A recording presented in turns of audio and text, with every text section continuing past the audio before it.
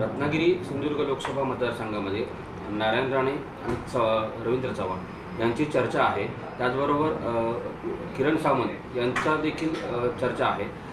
त्यांची मागणी केलेली आहे उदय सामंत यांनी। कसं बघता याकडे, कारण शिवसेना या मतदारसंघामध्ये स्ट्रॉंग आहे। त्यांची चर्चा मार्चच्या 15 तारीखपर्यंत चालू राहणार आहे।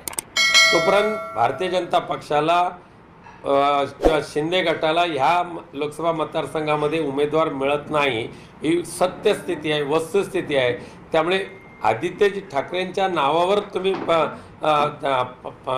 दगड फोडण्यापेक्षा स्वतःच्या बुडाखाली काय जळतंय ते आधी बघा।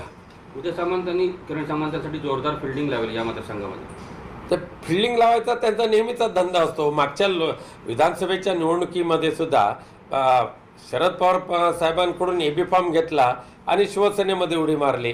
आता सुद्धा इकडचा एबी फॉर्म घेणार आणि भाजपकडे उडी मारणार।